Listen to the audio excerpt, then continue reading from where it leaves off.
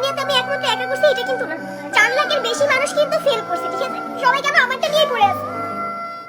অঙ্ক ও ফিজিক্সে ফেল করে এবার লাইভে এসে কান্না করলো কন্টেন্ট ক্রিয়েটর সঞ্জিদা স্নিগ্ধা। হ্যাঁ ভিউয়ার্স, একই তো 2 সাবজেক্টে ফেল করেছে, তারই মধ্যে শয়তানি করে কে যেন তার রেজাল্ট অনলাইনে ফাঁস করে দিয়েছে।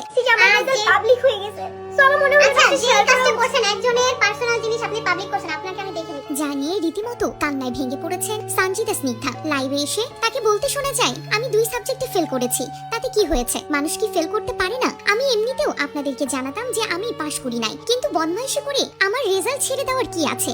আমি জানি আমার রেজাল্ট কে ছেড়েছে।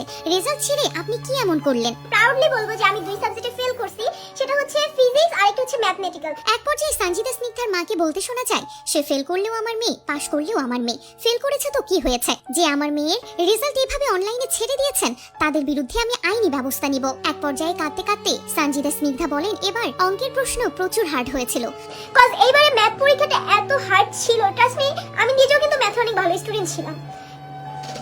গণিতে এমনিতেও আমি ভালো ছাত্রী, তারপরেও আমি খুব একটা ভালো পরীক্ষা দিয়েছিলাম না, কিন্তু ফিজিক্সে যে কিভাবে আমার ফেল আসলো আমি বুঝতে পারছি না। আর ফিজিক্সে আমার ফেল করার কথা ছিল না, এখন জানি না আল্লাহ জানে কেন। এভাবেই 2 সাবজেক্টে ফেল করে লাইভে এসে কাঁদলেন সঞ্জিদা স্নিগ্ধা। তো ভিউয়ার্স, আপনাদের কি মনে হয়, কেউ ফেল করলে কি এভাবে কটাক্ষ করা উচিত, নাকি বরং তাকে এ বলে সান্ত্বনা